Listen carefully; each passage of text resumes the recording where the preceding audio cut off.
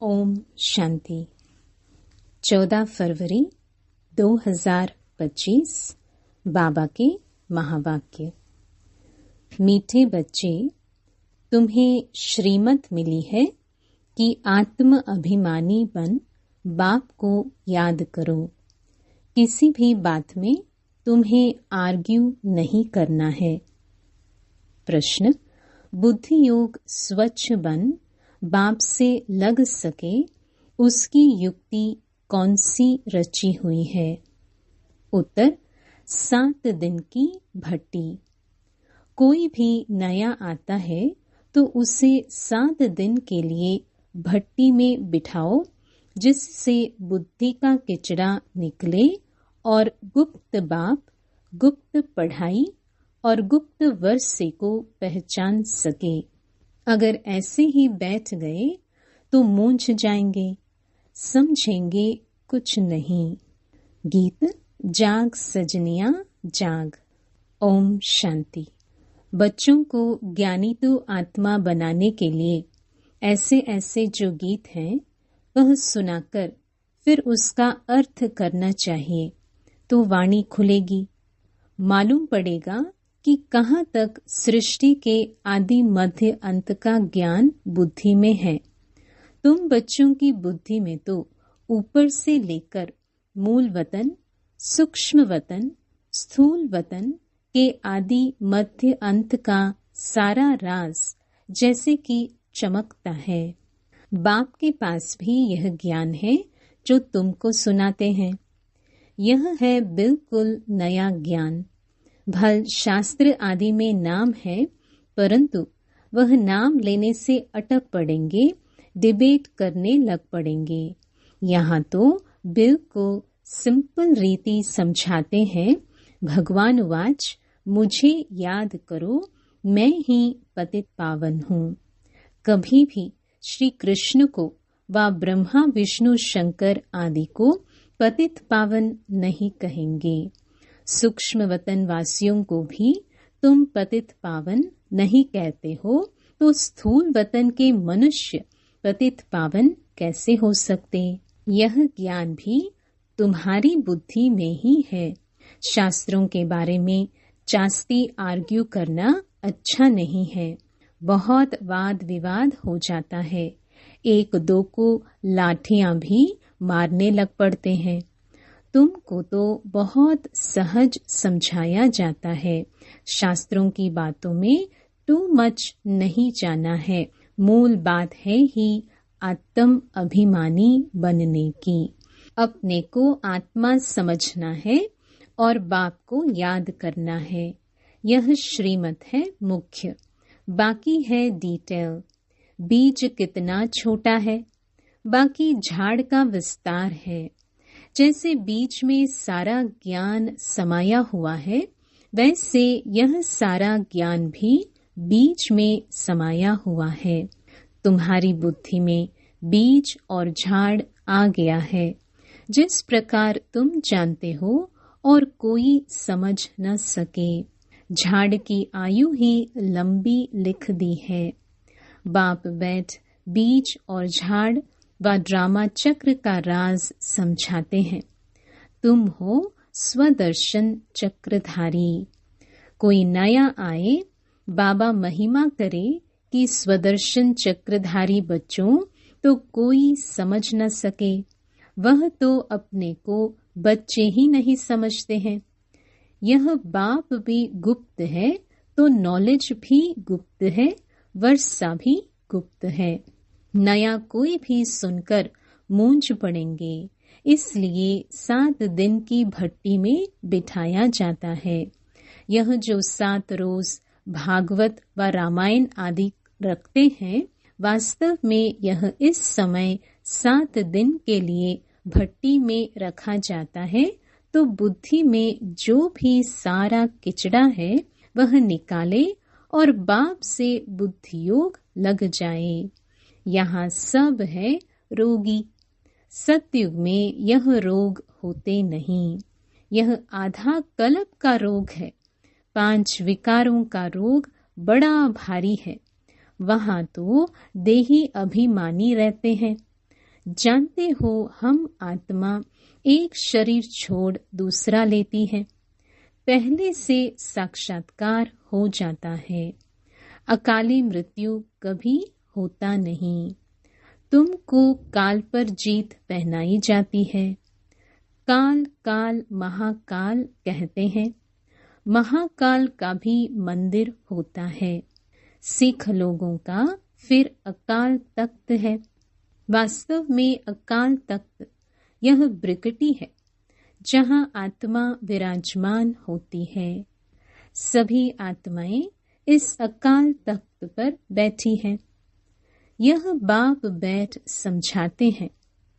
बाप को अपना तख्त तो है नहीं, वह आकर इनका यह तख्त लेते हैं।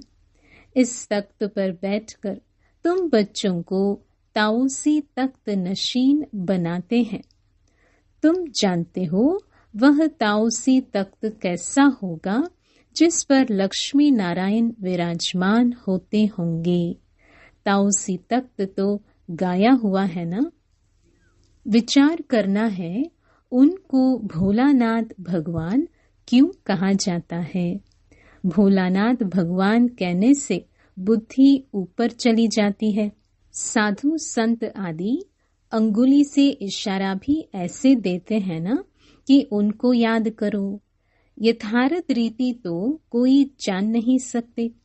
अभी पतित पावन बाप सम्मुख में आकर कहते हैं, मुझे याद करो तो तुम्हारे विक्रम विनाश हो जाएं।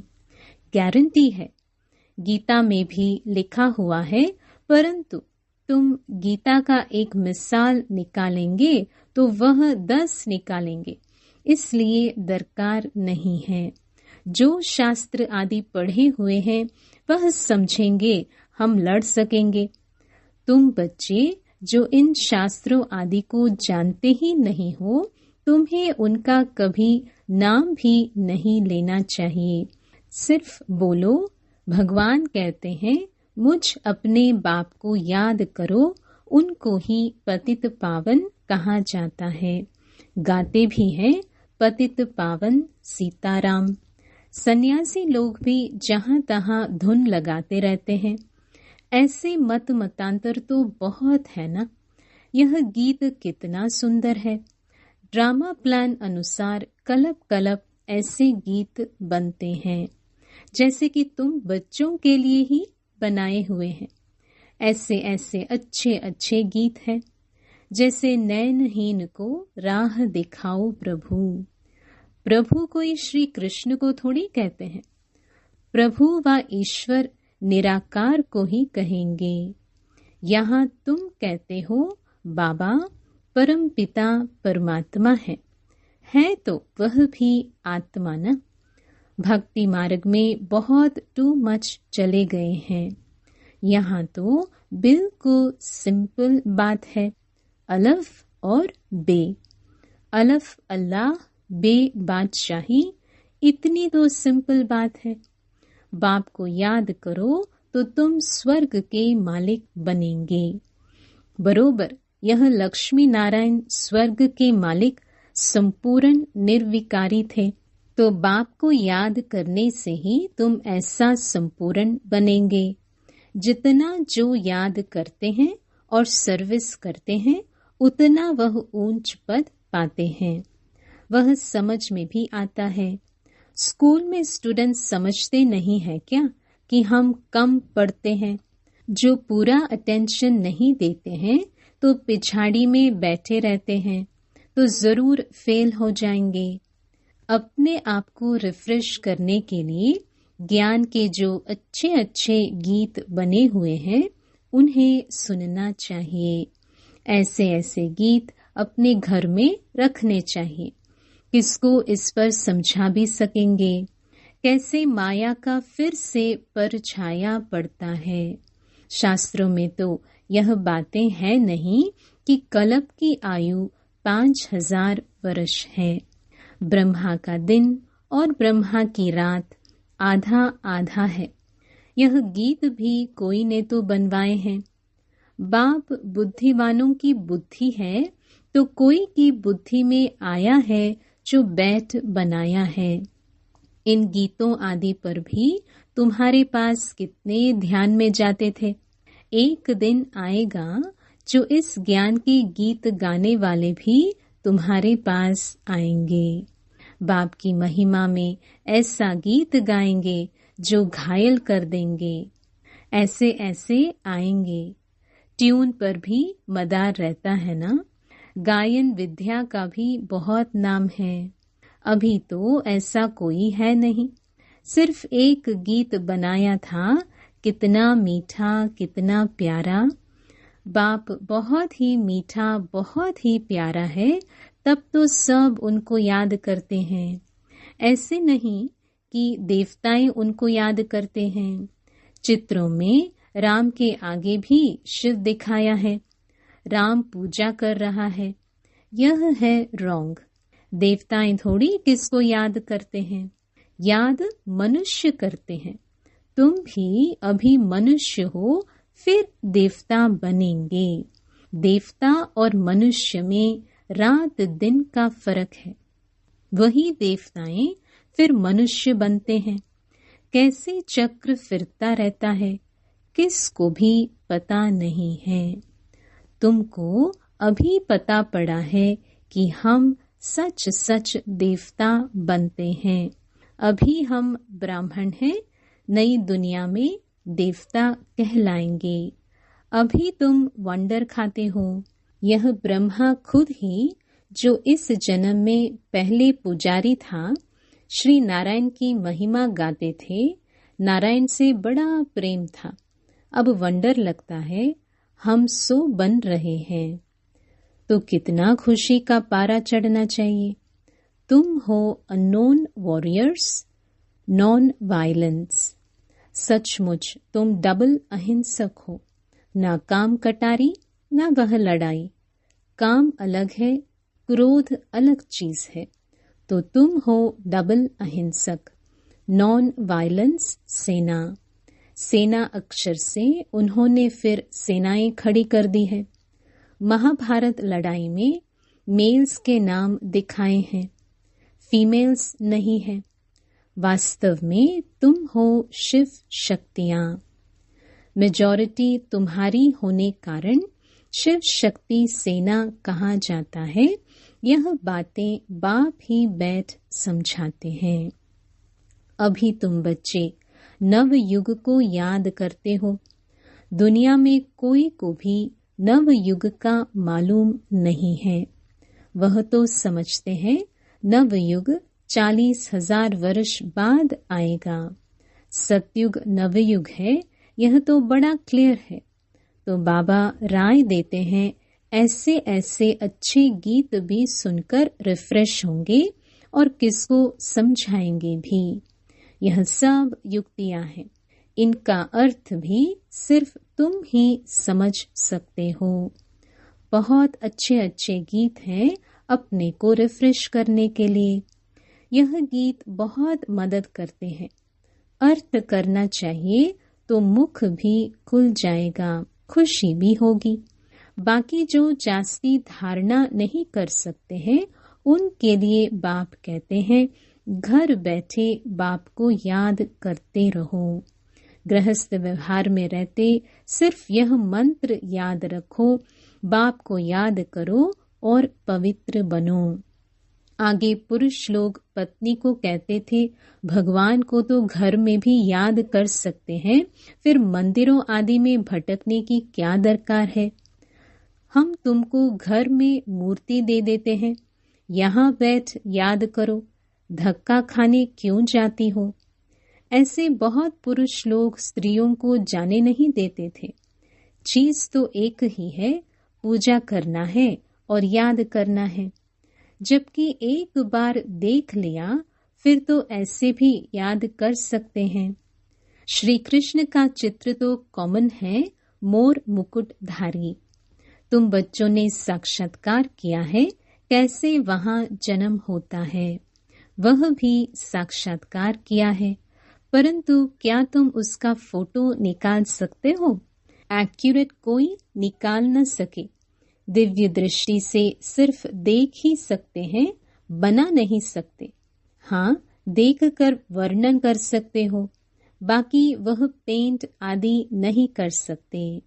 भल होशियार पेंटर हो, साक्षात्कार भी करे तो भी एक्यूरेट फीचर्स निकाल न सके। तो बाबा ने समझाया, कोई से आर्ग्यू जास्ती नहीं करना है।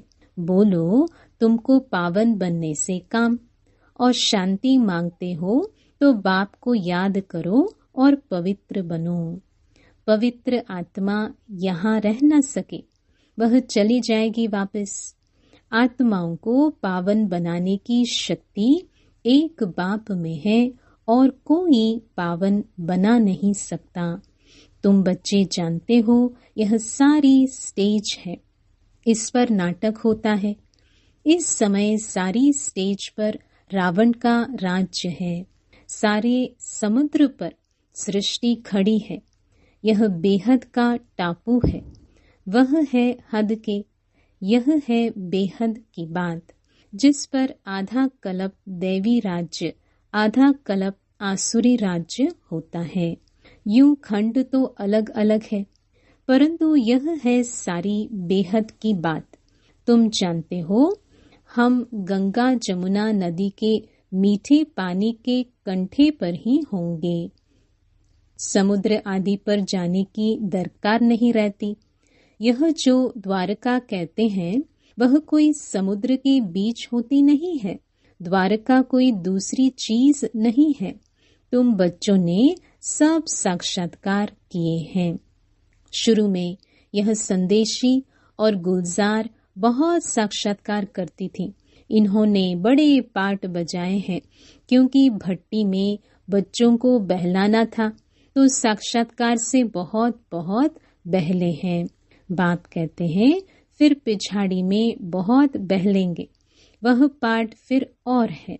गीत भी है ना, हमने जो देखा सो तुमने नहीं देखा।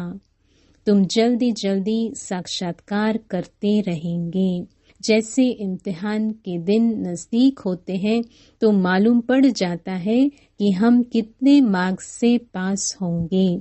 तुम्हारी भी यह पढ़ाई है।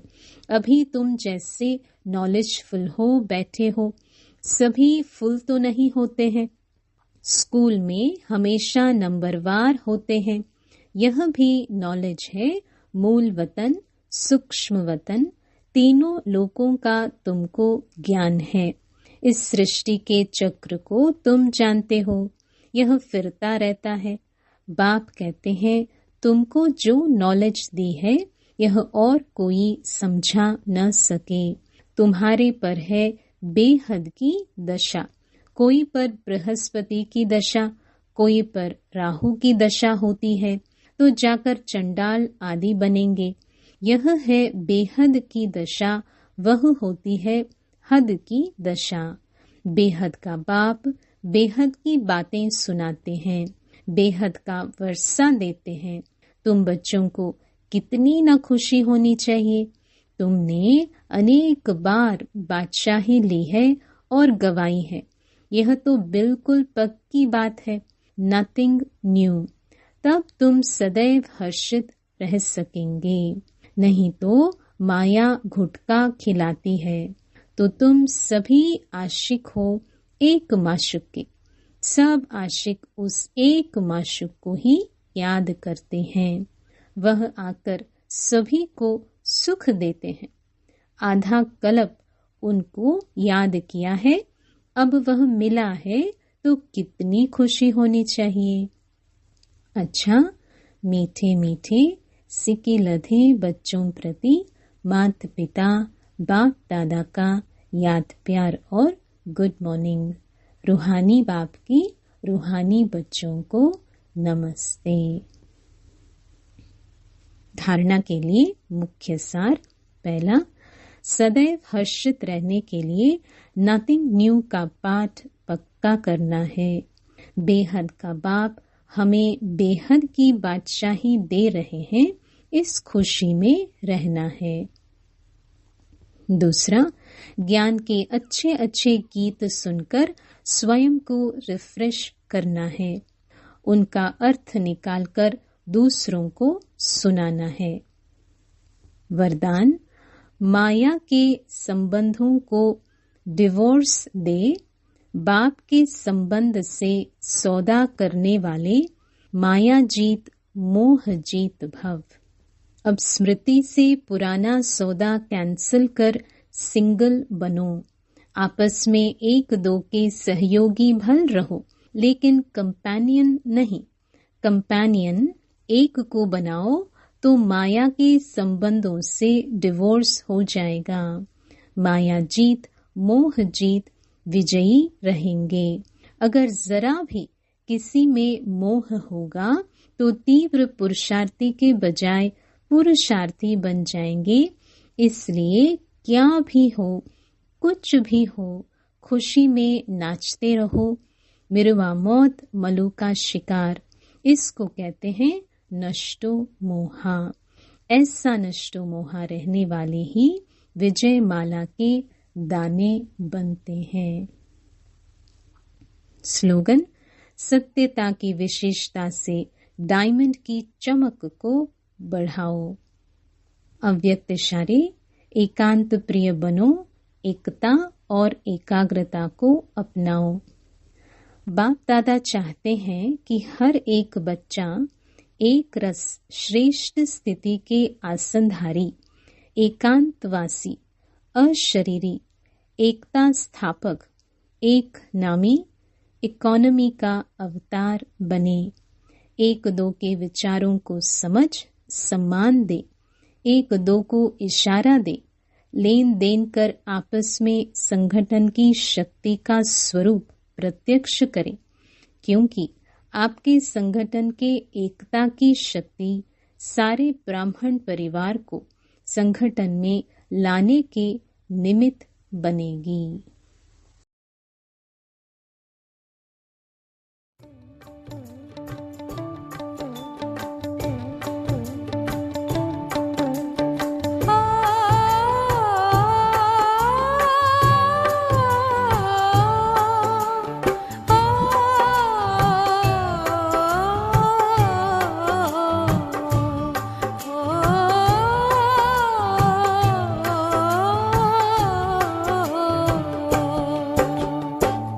आपकी याद बाबा रह रह के आए, आपकी याद बाबा रह रह के आए। देगा कौन इतना प्यार आपके सिवाय, देगा कौन इतना प्यार आपके सिवाय।